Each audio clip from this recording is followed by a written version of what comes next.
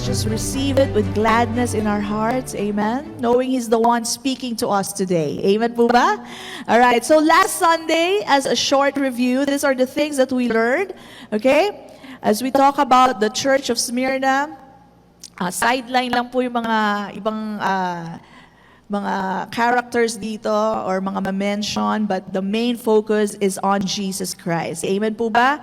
This is the book of Revelation, and the book of Revelation is all about the unveiling of Jesus, the revelation of Jesus Christ. Okay? So last Sunday, we learned that Jesus loves the workers and laborers, right?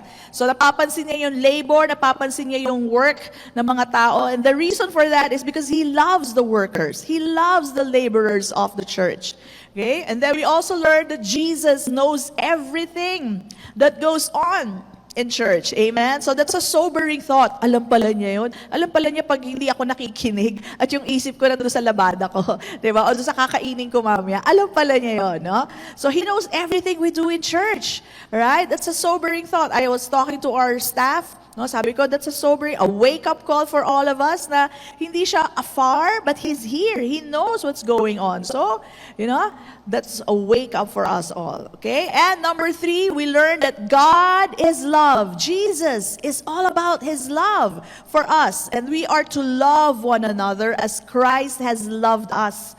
And makikita nyo po, dahil yung pag-ibig ng bawat isa, nakita niya sa Ephesus, no? Which also is applicable to us. There's a local, general, and a personal application for us, prophetic as well. No? Only Jesus can see our hearts. This is really an assessment of only God can do. Amen po ba? So yung sinabihan niya yung Church of Ephesus to love, to love one another because they have lost their first love.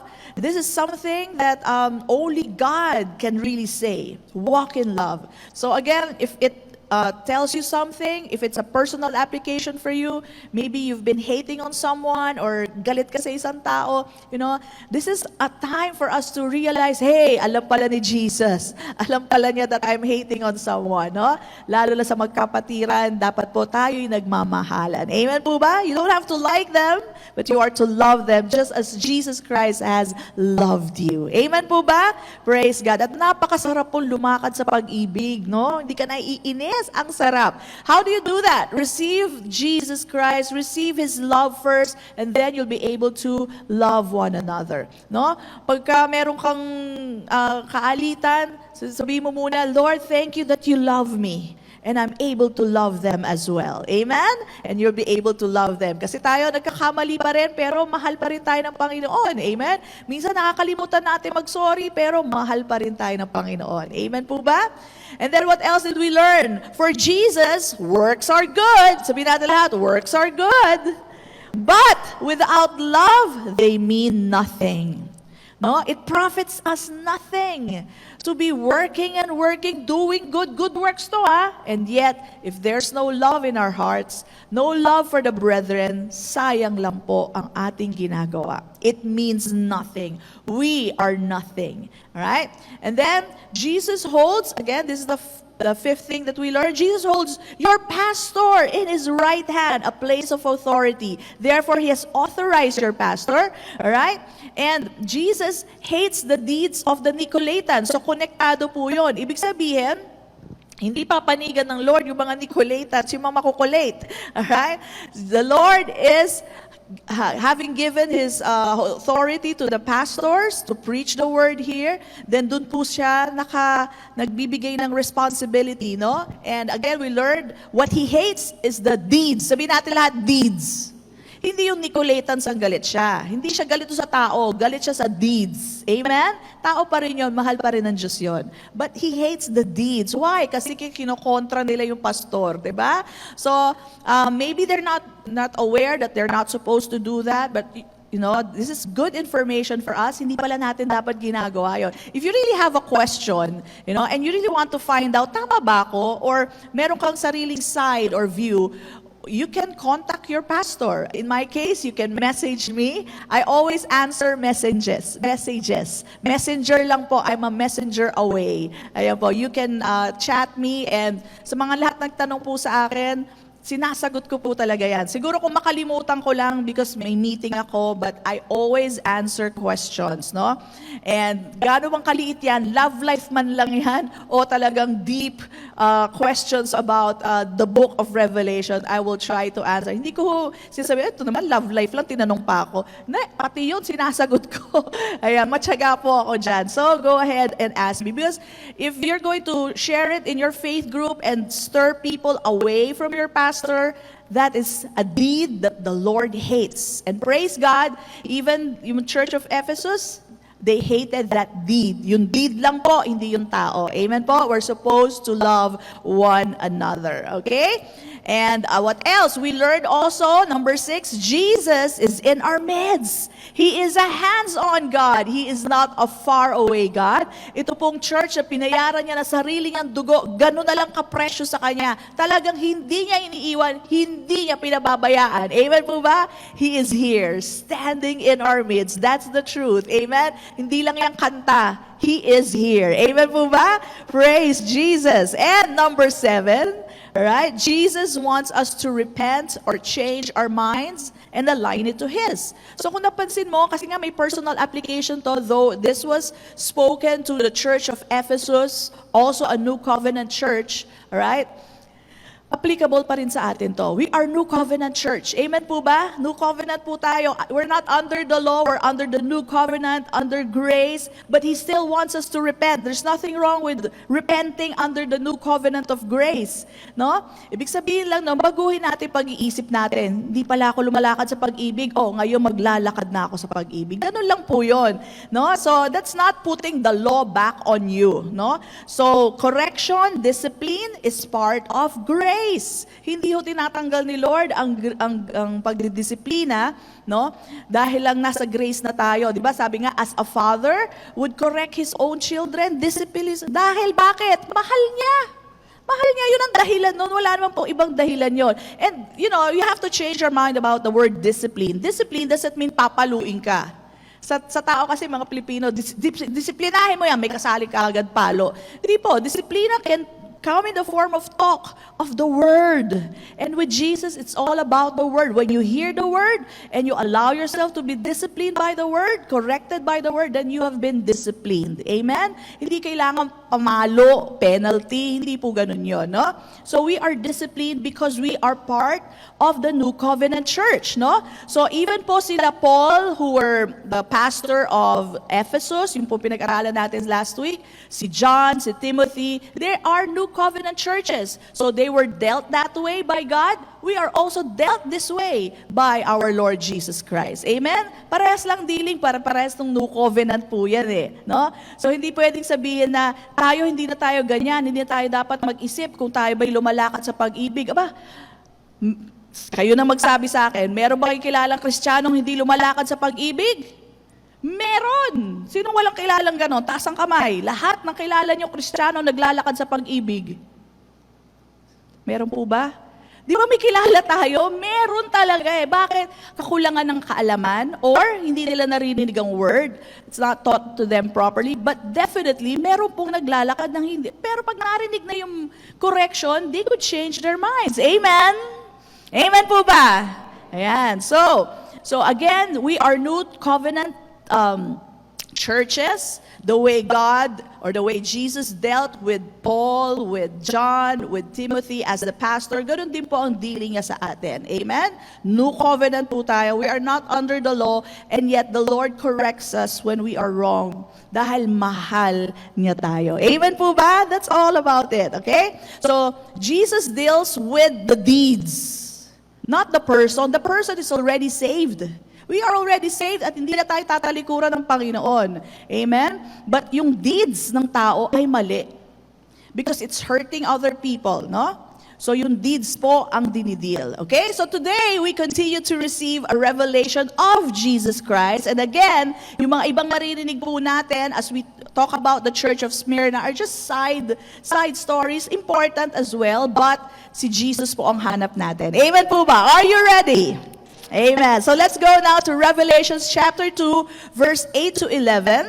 Ang sabi po dito, and to the angel of the church in Smyrna, write, these things says the first the last who was dead and came to life. Yun po ang pakilala ni Jesus dito sa Church of Smyrna. We'll explain why. Sabi niya dito, and these are the words of Jesus, I know your what?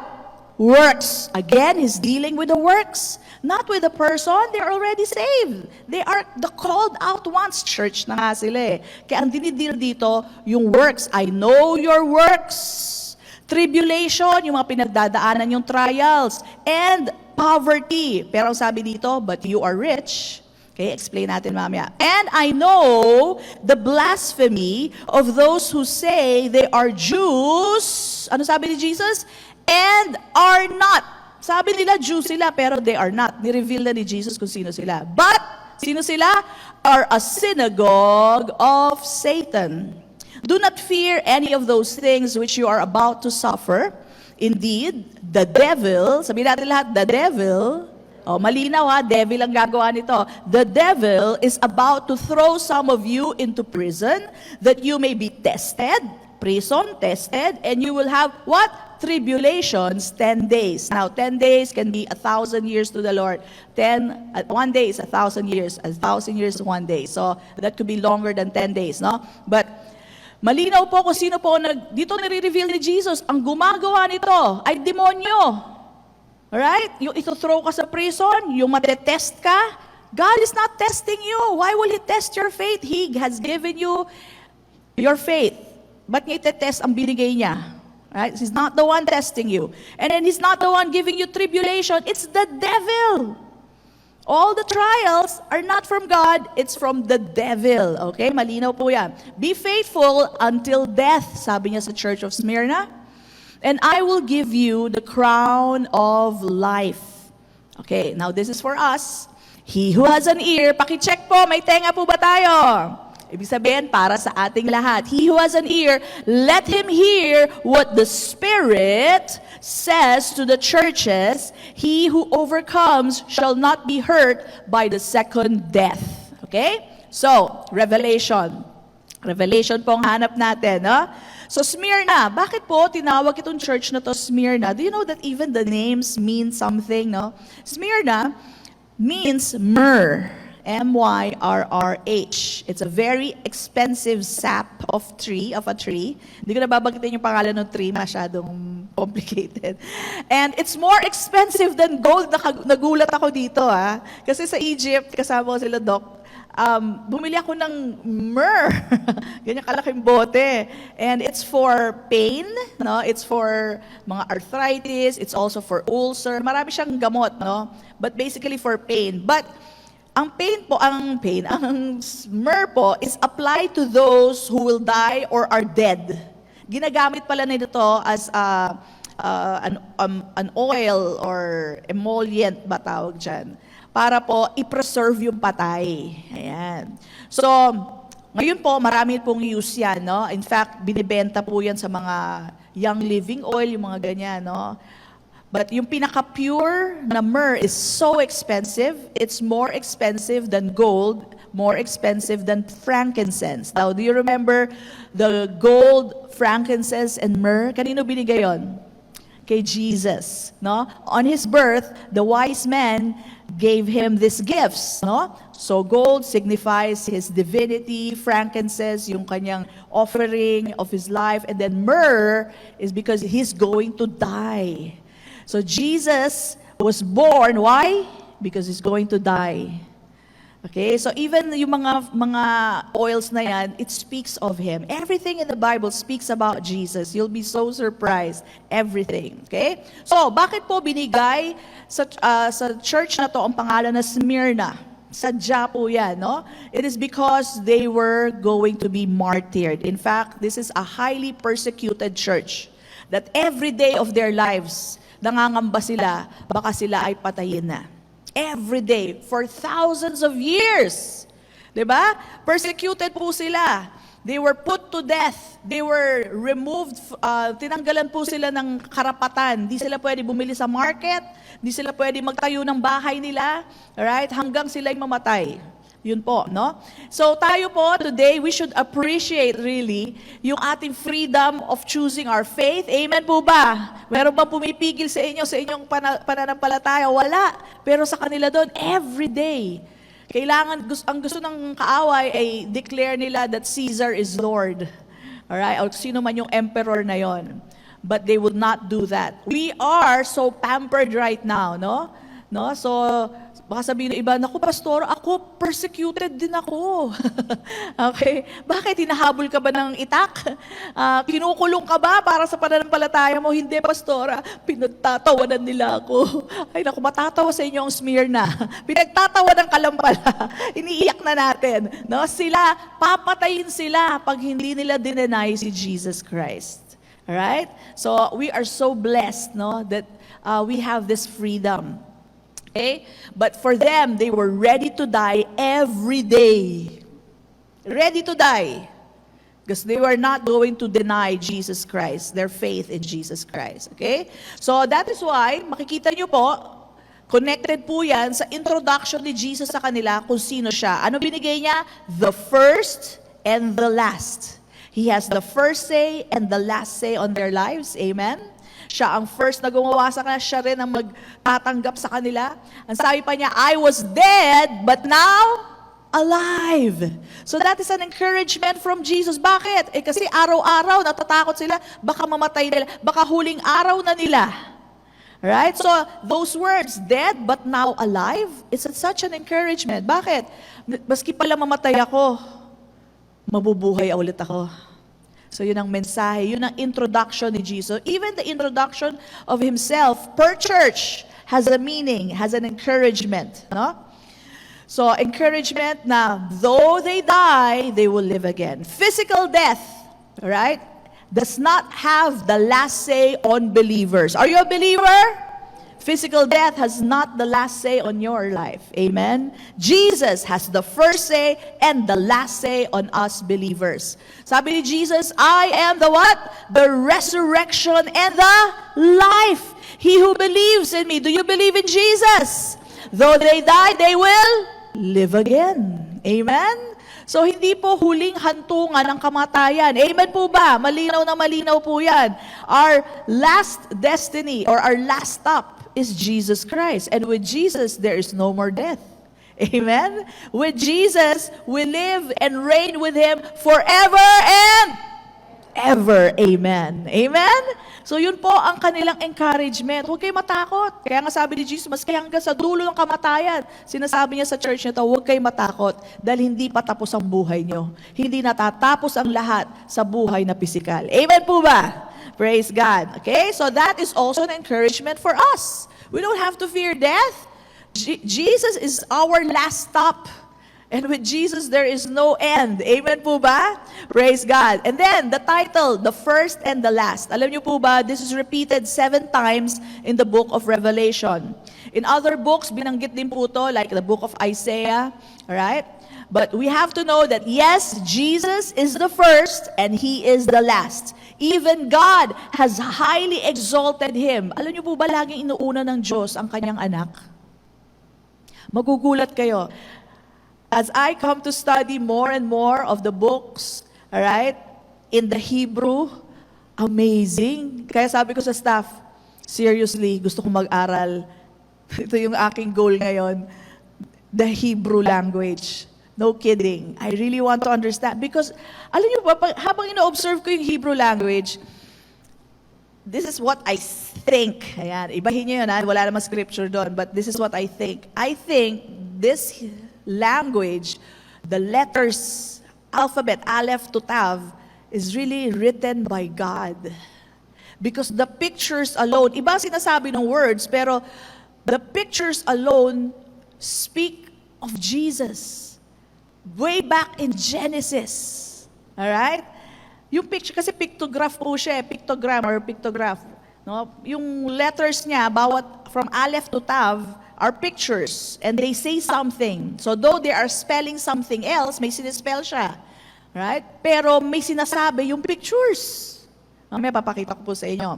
But anyway, even God has highly exalted Jesus. Laging una si Jesus. Okay? Now, let's go to Genesis chapter 1, verse 1. And you will see here na even in the first few words, si Jesus ang pinuna ni God. Okay? Pero puntahan muna natin yung verse. In the beginning, God, sabihin natin lahat, God, and the Greek word for, the Hebrew word for that is Elohim. Sabihin natin lahat, Elohim. Every time you see an I am at the end of a Hebrew word, it means it's plural. Kumbaga sa atin, letter S, di ba? Sa kanila, I am. So Elohim here is not singular, it's plural. So hindi lang nag-iisang God ang nagsasalita dito. Isa siya, pero tatlo sila. Okay? So that's it. And sabi dito, in the beginning, God or Elohim created the heaven and the earth. Okay? So plural form po yan. Nandiyan na si Jesus. Okay? And to expound that, tingnan niyo po sa Genesis 1:26. You are all familiar with this. Ang sabi po doon, let us make man in our image after our likeness. So that explains Elohim. So ibig sabihin, yung nagsasalita ang Diyos, hindi lang siya isa. Okay? And kasi kung siya lang yon, sabi niya, sana sinabi niya, let me make man in my image, in my likeness. Pero ang sabi niya, let us make man in our image and our likeness. Amen? So that proves to us that though yes, He is one God, but there are three. Alam niyo, isa ako nakitang example na maganda, pero I'm sure kulang pa rin to. Alam niyo yung 111 na number? That's 111. Amen? It's one each, but it's the same number. I don't know, para lang it makes sense. Yeah, they're part of each other.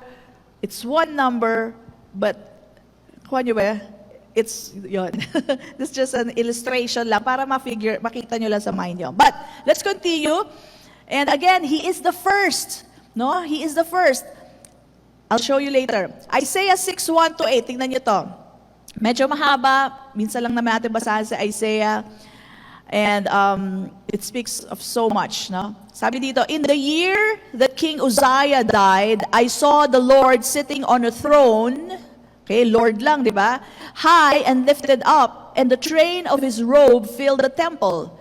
Above it stood, tingnan nyo to, ano sabi? Seraphim. It ends with I am. It's a plural. Ngayon ko lang naintindihan yun, ganun pala yun. Di ba, may natutunan na ako sa Hebrew. I am. Okay? So, it means maraming angels yan. Each, kaya alam mo, hindi lang siya isa kasi each one had 6 wings. With 2, He covered His face. With 2, He covered His feet. And with 2, He flew. And one cried to another. O, di ba? Hindi lang siya isa. One cried to another and said, Holy, holy, holy is the Lord of hosts. Now, if you can remember the verse we mentioned last week, my Redeemer, the Lord of hosts. It's talking about Jesus. Okay? Holy, holy, holy is the Lord of hosts. The whole earth is full of His glory. And the posts of the door were shaken by the voice of Him who cried out. Grabing boses yun. And the house filled with smoke. And sabi dito, so I said, sabi daw ni Isaiah, woe is to me, for I am undone, because I am a man of unclean lips, and I dwell in the midst of people of unclean lips. Bigla niya nakita kung gaano siya ka-unholy, ika nga. And of course, you know this before the cross, no? For my eyes have seen the King, the Lord of hosts. Then one of the seraphim, isa sa kanila, one of the seraphim flew to me, having in his hand a live coal which he had taken with the tongs from the altar, and he touched my mouth with it and said, Behold, this has touched your lips. Your iniquity is taken away and your sin purged. Also, sabi ni Isaiah, I heard the voice of the Lord, nagsalita daw, saying, Whom shall I send, and who will go for us? Then I said, sabi daw ni Isaiah, Here am I, send me. So to the Lord, I is equal to us. Amen? So makikita nyo yan again and again all throughout Scripture. I is us. Elohim is many. Amen? So, hindi lang siya, He's that kind. Wala tayong alam na ganun tao, but He is that. He is God anyway. Amen? So, He is unique. That's why He is holy. Holy simply means unique, separate. God is holy, and only He is like that. He is three, yet one. He can talk to Himself, right? He can do things with Himself. He could send Himself down and still be in heaven because He's God. That's how awesome He is. That's how complex He is. Amen po ba? Alright? So, if you cannot grasp it right now, it's okay. Kami rin naman, hindi namin nagagrasp. But if the Word says it, that settles it. Amen? I believe it. Okay? And let's go back to the word in the beginning. Actually, in the Hebrew, it's in beginning. Walang the. In beginning. And it's the word bereshit. Bereshit. Sabihin natin lahat, bereshit. Okay. Now, spoiler alert, spoiler. Alam niyo bakit? Kasi sabi ni Isaiah 46:10 that God proclaims the end from the beginning. Sabihin natin lahat, proclaiming the end from the beginning. Alam niyo bang totoo yun? Talagang from the beginning, pinroclaim na kagad ni God ang end. Okay, bakit? Dito sa word na in beginning, in the beginning, binasa natin, di ba? In beginning. It's the word in Hebrew, bereshit. Okay? When you find out what it means, it's a spoiler. Bakit spoiler? Kasi kakaumpisa pa lang ng Genesis 1, sinabi niya na kung ano mangyayari sa dulo. He is truly a God who proclaims the end from the beginning. Ito po ang ibig sabihin ng bereshit. Okay? Ito po sorry, hindi ko na ilagay sa screen. But this is what it means. Okay? The Son, who's the Son? Jesus. The head of the house, that's how God sees Jesus, is the head of the house, is destroyed, right, or crushed with the hand of God on a cross. The hand of God on a cross. Okay? So, kakaumpisa pa lang ng Bible, Genesis 1:1 pa lang, dineclare niya na kung ano mangyayari kay Jesus, who is the Son of God, who is the head of the house. Bereshit pa lang, in beginning pa lang, 2 words pa lang. Actually, sa Hebrew, 1 word lang siya.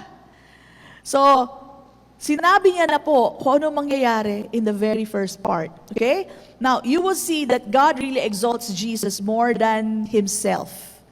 And there's this love between them. Like God honoring the Son and the Son honoring the Father. Pag nandito si Jesus, wala siyang ginawa kundi exalt ang Father. Tama po? And in the Bible, you would hear God exalting Jesus, highly exalting His Son. Amazing. The love that they have for each other. The respect and the honor that they have for each other. Okay? So, bakit ko sinabing in-honor ni God? Alam niyo ba sa Hebrew, ang basa kasi niya from, paano ba ako? Tayo from left to right. Sa kanila from right to left. Okay? Ang una palang dapat na words na isusulat sa Hebrew is the most important. The sentence could have started, God created in the beginning heaven and the earth. But because He exalts Jesus, ang una niya sinabi, Bereshit. Imbis na Elohim, Bereshit muna. Ano ulit ang sabi ng Bereshit? Ang sabi ng Bereshit is, let me go back to that. Okay, the Son. It's talking about the Son. Why? He's exalting His Son, Jesus. The Son, the head of the house, is destroyed with the hand of God. He just declared Jesus as God. With the hand of God on a cross. Amazing. Kaya gusto ko mag-aral ng Hebrew. Gusto ko maintindihan lahat ito. Tapos, okay, more. The Bible, I found out, it's layered with a lot of truth, a lot of beauty, amazing things. Para nga pong may code. Di ba? Sabi ko sa inyo, every seven sentences daw po, may gano'n ng Bible. Ngayon, I'm finding out more. Okay? Now, you all know Aleph Tav. Sabihin natin lahat, Aleph Tav. Amen? It's the first letter, Aleph. And then Tav is the last letter. And ang old presentation ng Tav is a cross. Amen? Pinalta nila, for what reason? Kasi language ng mga Hebrew yan eh. Hindi ko alam, baka offended sila sa cross, hindi ko alam. Pero pinalta nila yung cross to parang a chair na parang baliktad na letter U. Okay, can we show that picture? Can you look for that? Okay, yan. Yan na yung modern ngayon, Aleph Tav. Okay, Aleph Tav. But dapat cross yan. Can you show the next one? Ayan. Dapat ganyan.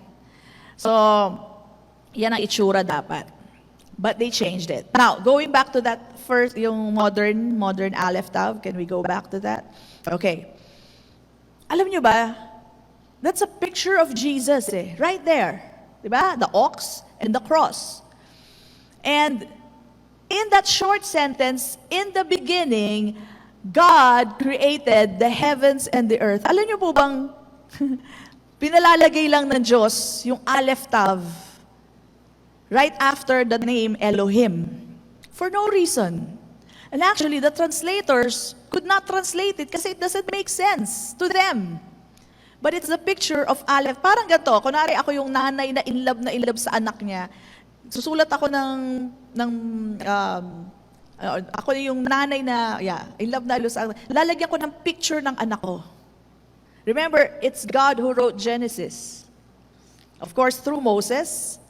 But I do believe every word is so inspired. Parang in the beginning, it's actually created God and then the name Aleph Tav. Nakalagay yung Aleph Tav dyan. Can we show that? What I did, I took a picture of the interlinear Bible para makita nyo na after na word na Elohim is the Aleph Tav, which walang translation. Blanco. Pag tinignan niyo po sa interlinear nyo yan, blanco. Bakit blanco? We all know it's Aleph Tav, pero sa kanila blanco. Do we have it on screen? Okay? So anyway, ayan. Okay. So kita niyo yung word na Elohim. After nun is, what's that sign? That's Aleph Tav. Ginagawa na lang nilang et, but it's actually Aleph Tav. Alright? So pag binuo nyo yan, basta lang may Aleph Tav, tapos hindi ko napakita sa inyo, there is no translation. There is no translation. Elohim, may translation siya, pero yung pagdating sa et, walang translation. Okay? So, basta lang nilagay ni God doon. Gusto niya lang. Ganun lang. That's how He honors His Son. And let me tell you more. So, it goes this way, di ba? Bereshit, bara. Bara means created. Elohim, et. Et, yan po yung et. Okay? Bereshit, sinabi ko na sa inyo, anong ibig sabihin nun? Okay? And then, bara is created. Alam nyo ba, in the word bara, nandyan si Jesus, nandyan si Holy Spirit, nandyan din si Father. In the word bara. Mahirap po explain ng pagganito, but because of the pictures of the letters. Okay? And then pagdating po sa Elohim, okay? Elohim, as we all know, is God plural. Nandiyan na naman silang tatlo. And then pagdating after nung Elohim, it's et. Okay, now we're reading it from this way, Bereshit, bara, Elohim, et. Pero pag binasa mo yan sa Hebrew, baliktad. Dito muna yung Bereshit, bara, Elohim, et. Okay? So, at the right side, at the right hand of Elohim is Aleph Tav. Again, it speaks to us of how precise the Hebrew language is and how it was written in the book of Genesis. Everything, every letter points to Jesus. Kaya amazing. It's so amazing. But dito nyo makikita kung gaano ino-honor ng Father God si Jesus Christ. Yung pagmamahal niya sa kanyang anak. And this is another mile of revelation to us. Kung gaano niya kamahal si Jesus, ganun din niya kamahal ikaw at ako. Palakpakan natin siya. It reveals to you His love for us. Amen? Praise God. So yes, in the beginning pa lang, Jesus is the first. He is the first. He's the beginning. He's the Alpha. Amen? And He's the first. Alright? So, dun pa lang po makikita natin, una talaga si Jesus. He has preeminence over all things. Okay? And yan naman po ay proven na even in the New Testament. Hindi natin nakuha, most probably, Nung iba, sa Old Testament, tingnan nyo sa New Testament. John chapter 1, verse 1 to 3. Says here, in the what? In the beginning. Tingnan nyo, may sinasabi si John eh. In the beginning was what? The Word. Who is the Word? Jesus. Doon lang sa word na in the beginning, literal, in the beginning, nandun na si Jesus. Can you see that? Amazing. And the Word, nireveal niya, was God, Diyos siya. Amen. And the Word, ano pa? The Word was with God, kasama na siya doon, and the Word, what? Was God. Jesus is God. Amen? Saan mo makita yun? In the beginning pa lang. Genesis 1:1 pa lang. Amen? Amazing. And then it says here, it's talking about Jesus, He was in the beginning with God, inulit pa ulit, all things were made through Him, through Jesus, and without Him, without Jesus, nothing was made that was made. So lahat ng ginawa, dahil si Jesus ang gumawa. Amen po ba? So simple, and yet, these are truths that we need to know. Kasi kayang isway ng ibang reliyon yung patungkol kay Jesus. Sabihin nila hindi siya Diyos. Ang linaw oh! And yet sabihin nila hindi siya Diyos. Saan mo nakita yun? May papakita sila sa inyo yung verse. May bigyan ko example. Colossians 1:17 to 19. Again, we're receiving revelation of Jesus. Okay? This is the book of Smyrna, but letter to Smyrna, but this is all about Jesus. Colossians 1:17, 19. And He, talking about Jesus, He is before all things. Bago ang lahat, siya muna. And in Him, in Christ, all things consist. Kaya nga sinasabi natin, Jesus is everything. Jesus is our everything. And what else? He is the head of the body, the church, who is the what? Beginning, the firstborn from the dead. Amen? Siya yung unang nabuhay galing sa patay. That in all things, ito ang gusto ng Panginoon Diyos, ng Ama, that in all things He may have preeminence. Siyang una sa lahat. Yun po ibig sabihin nun.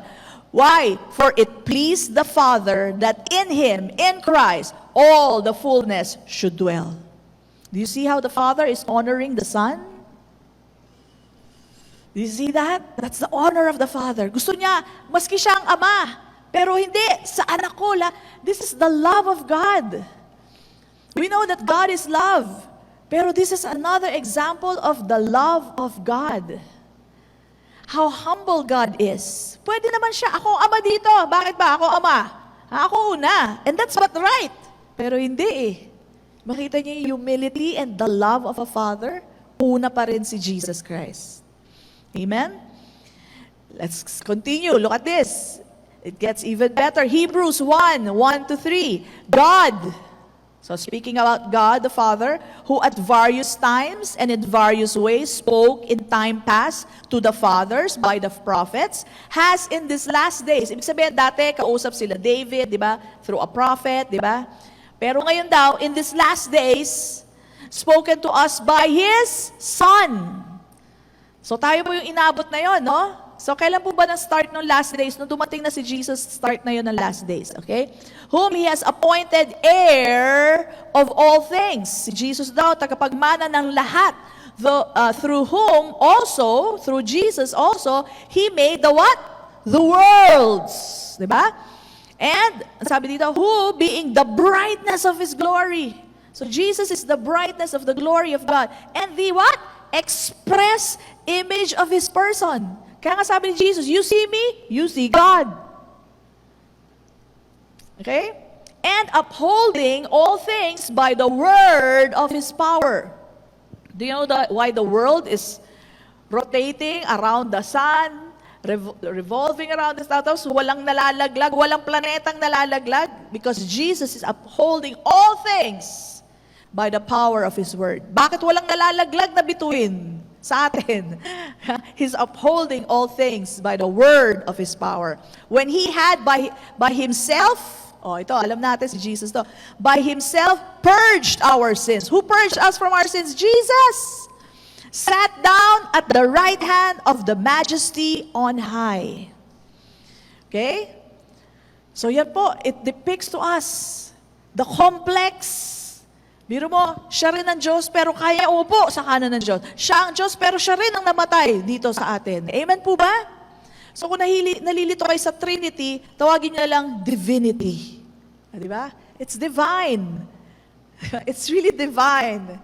Your mind cannot, comprehend it fully. Okay lang yon, sabi naman niya, then I believe it. Amen po ba? Praise God. So, Hebrews 1:5-9. Tingnan niyo to. Antindi. For to which of the angels? Now, may mga kinakausap dito angel tapos may son. Okay? So, yung writer ng Hebrew, dinidifferentiate niya, may angel, may son. Son, capital S, pertaining to Jesus. Okay? Huwag niyong iisahin yon. Kasi po, sorry to say, yung Jehovah's Witness, iniisa nila yon. Okay? Ang angel sa kanila at yung son, iisa lang. Hindi ko alam paano na pinagsama yon. Ang layo nun Okay, pati sa spelling, ang layo Okay. For to which of the angels daw, angels, did he ever say, you are my son? Kunwari, puro angel kayo, you are my son. Kailan daw niya sinabi yon? Wala, never. Okay? Today, I have begotten you. And again, kailan daw niya sinabi to? I will be to him a father and he shall be to me a son. Kailan daw niya sinabi yon? Never. Okay? But when he again brings the firstborn into the world, he says, let all firstborn into the world. Ibig sabihin, siya yung Diyos na pinanganak sa mundo. Tama po ba? Okay? Let all what? The angels of God worship Him. Now, tandaan nyo to, God does not allow any worship of any other gods. Kung hindi siya God, hindi niya papa-worship si Jesus. Amen? And then sabi dito, let all the angels of God worship Him, utos yan ng Diyos, and of the angels, ano ulit, sino na pag-uusapan? And of the angels naman ang pinag-uusapan natin ngayon, He says, who makes His angels spirits and His ministers a flame of fire. So ang angels daw po ay spirits and they minister like a flame of fire. Yun po sila. Malayo sila kay Jesus. Iba ang anak sa angel. Maski tayo, iba tayo kaysa sa angel. Alright? But to the Son, Son naman ang pinag-uusapan to the Son, He says, tingnan nyo to, antindi nito. God is saying this. God the Father is saying this. To the Son, He says, your throne, ano daw? Oh God! God the Father calls the Son God. Hindi ko alam, ba't hindi nila matawag si Jesus na God? Even God calls Him God. So, ang linaw naman, hindi naman sabing, but to the angel, hindi sinabi, di ba? But to the Son, He says, your throne, O God, is forever and ever. A scepter of righteousness is the scepter of your kingdom. You have loved righteousness and hated lawlessness. Therefore, God, sabi niya, therefore God, your God, hindi pa rin nawawala yun. Hindi pa rin nawawala yung pagka-ama niya, pagiging Diyos niya sa God also, who is Jesus, all right, has anointed you with the oil of gladness more than your companions. Amen? So ito po yung companions niya sa mga ibang disciples, kasi nagkatawang tao nga siya. Okay? So you can imagine, kung may oil of gladness si Jesus, laging masaya si Jesus. Amen? Okay? So I could go on and on to show you that Jesus is the Son of God and He is God Himself. Ang dami ko na scripture pinakita sa inyo. Amen? Again, this is the revelation of Jesus. That's who He is. And God calls Him God. Ba't kumukontra pa yung iba? Hindi daw God si Jesus. Okay? So it's good to know this because some other religion or cult can come to you and they would tell you, they will sway you, sabihin nila, hindi siya God. Kasi tingnan nyo daw, ito gagamitin nila. Bigay ko na lang sa inyo rin yung verse. Revelations 3:14. And to the angel of the church of Laodiceans, write, these things says the Amen, the faithful, the true witness, the beginning of the creation of God. Ayun. Sabihin nila, okay tamo, beginning lang siya. Ibig sabihin, siya yung unang kinreate ng God, kaya hindi siya pwedeng maging Diyos. Di ba binasa natin sa John, that without Him, nothing was created? Si Jesus ang nag-create. So, paano mo pagsasamahin yun? Beginning, meaning to say, He's the source of all creation. Sa Kanya galing ang creation. Siya ang simula. Kaya nga siya ang first eh. Pero hindi siya kasama sa created. Amen? But this is the verse that they use.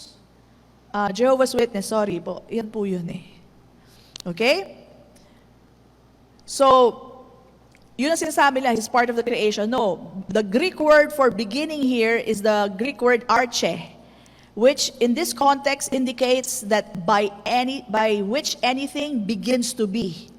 The origin, the active cause. So, kaya nagkaroon ng creation kasi siya yung cause. Siya yung pinanggalingan ng lahat. Alright? Alright? So, di ba meron tayong gano'n, sino pasimuno dito? Di ba gano'n? Ibig sabihin, siya yung nagsimula ng lahat. Okay?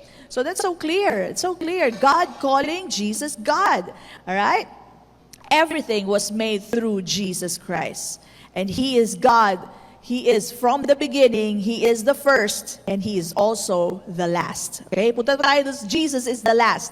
So yes, it's true, Jesus will bring all material universe to a conclusion. Meron pong conclusion to. Kaya po magkakaroon naman po ng, huwag kayo matakot, may new heaven and new earth. Amen? So hindi po nakakatakot yon. So meron lang tayong lipat bahay. Ayan.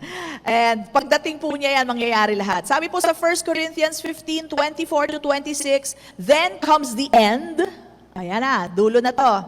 When He, who's He, Jesus Christ, shall deliver up the kingdom to God, even the Father, when He shall have abolished all rules and all authority and power, for He, Jesus, must reign till He has put all His enemies under His feet. The last enemy shall be abolished is death.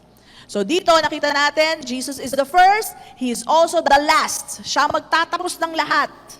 Siya lahat-lahat. Christ is the first and the last. Amen? Sabi nga, with regard to our faith, He is the author and the finisher of our faith. Amen?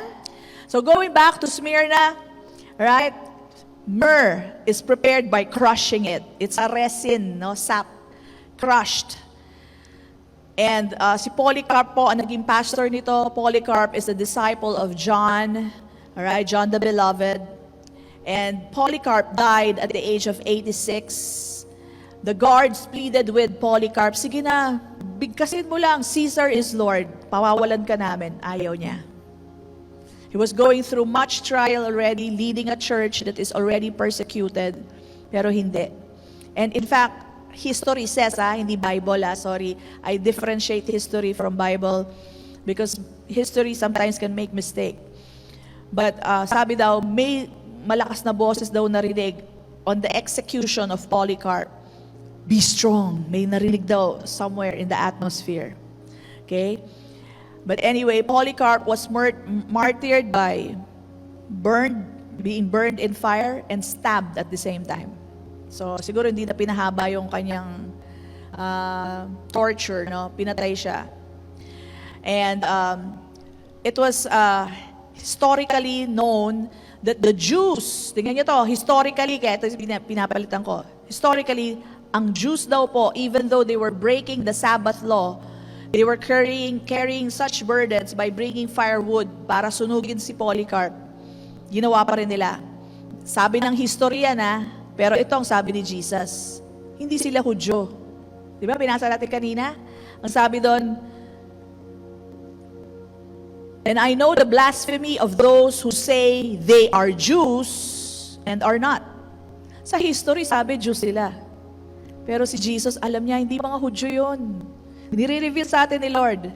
Siya ang nakakaalam. But are a synagogue of Satan. Ano yung sabihin ng synagogue? Temple. So yung mga taong yun, Satanist yun mga yun. So templo sila ni Satanas. Pumayag na sila na i-lead sila ni Satan. And they were not Jews who killed Polycarp. Ni-reveal ni Jesus, ang pumatay dyan, mga Satanista. They were temples of Satan. Okay? So, they were in much poverty because they had no rights, ang Church of Smyrna. Pero sabi ni Jesus, ito sasabihin ko sa inyo, but you are rich. Why were they rich? Because they were rich in God. They did not leave their faith, Maski sa bingit na ng kamatayan, they did not say no. They still confess, Jesus is Lord. Kaya sabi ni Jesus, you are rich.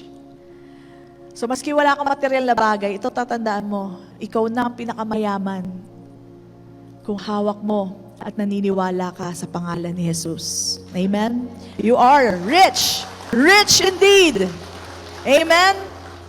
There will be tribulation, not coming from God. There will be imprisonment sa kanila. Sa atin, hindi na eh. Wala namang persecution sa faith. There will be situations na mahirap. But let me tell you, that's not yet the great tribulation. Ang sabi lang dito, tribulation lang yan. You'll go through trials. Praise God, we don't have to go through prison. Nangyayari pa yan sa North Korea, China, East Timor, in Middle East countries. It's still happening. People are still killed for their faith. Praise God, in the Philippines, we don't have to go through that. Alright? But kung ano man ang tribulation na pinagdadaanan natin, katulad ngayon, ang sinasabi ni Jesus, kasama mo ko. I have the first say and I have the last say in this. I might have died, but I am alive. He did not remain in the grave. He is with us today, even through this pandemic. Kaya sabi niya, huwag ka matatakot. He is omnipresent. He is omniscient. He knows everything we're going through. Huwag kang matakot. Sabi pa nga ni Jesus dito, even to the point of death, huwag kang matakot. Because death does not have the last say. It is Jesus who has the last say. And the moment you step out of your body, that's the moment you are face to face with Jesus Christ.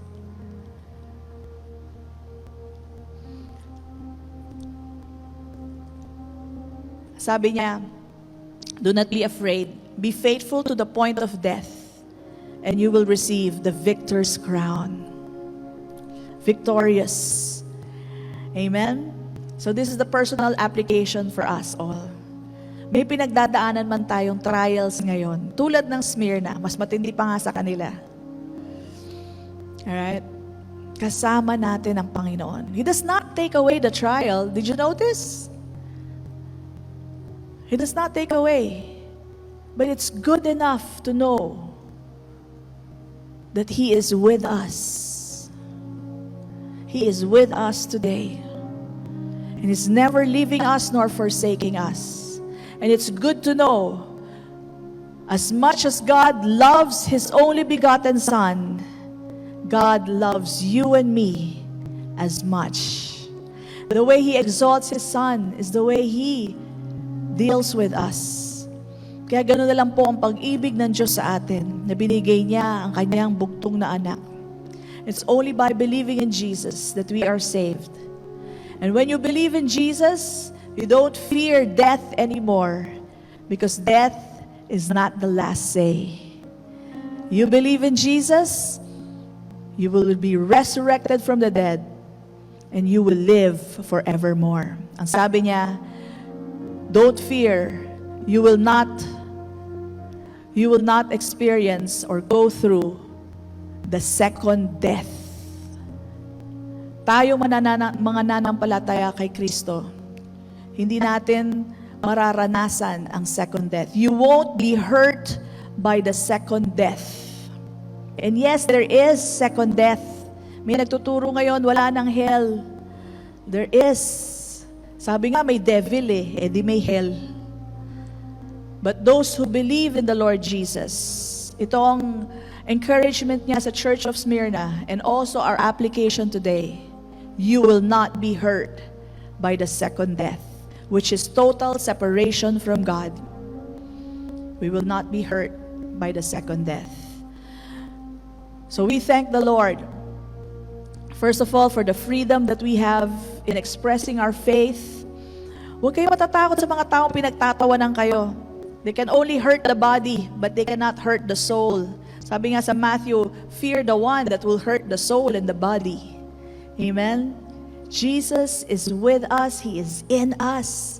At hindi niya tayo papababayaan. Amen po ba? So let us pray. Father, we thank you.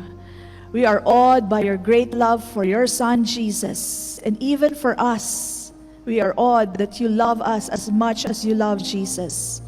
And though we go through trying times, even right now, Lord, maraming salamat, hindi nyo kami pababayaan.